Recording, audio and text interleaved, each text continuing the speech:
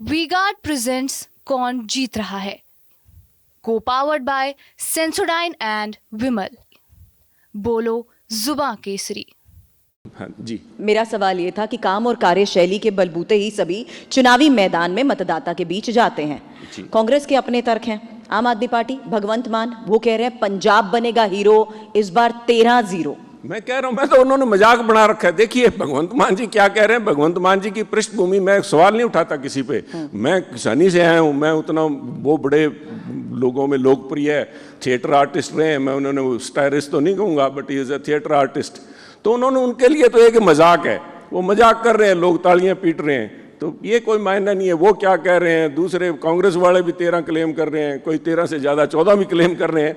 Claim करने से कुछ नहीं होगा, ये फैसला लोग करेंगे किसको क्या मिलेगा। आपने तैयारी की बात की, हमारी तैयारी पूरी है, पूरी डट के तैयारी कर लड़ाई लड़ेंगे।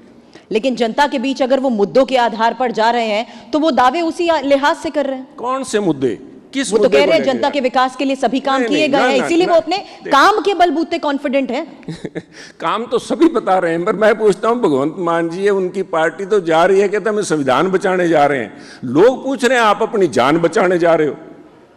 आप देखिए दिल्ली में एक बहुत बड़ा इन्होंने प्रदर्शन किया रामलीला मैदान में, किस बात को लेके? ये कह रहे थे केजरीवाल साहब को बचाना है। बाकी जितने इनके इंडिया अलायंस के मेंबर थे और खुद कांग्रेस वालों ने खास करके जो इनके मेन पार्टनर हैं, who is the fulcrum of this India alliance, उन्होंने कहा कि स्टेज पे अगर केजरीवाल साहब की जो तस्वीर है सलाखों वाली, वो आपने लगाई तो हम स्टेज पे नहीं आएंगे।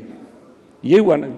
तो संविधान बचाने की लड़ाई नहीं लड़ी जा रही थी, वो तो अपनी अपनी जान बचाने की लड़ाई थी। सबको ईडी का भूत सतारा था भी किसी न किसी तरह इकट्ठे होके बच सकते हैं, अदरवाइज बचेंगे नहीं।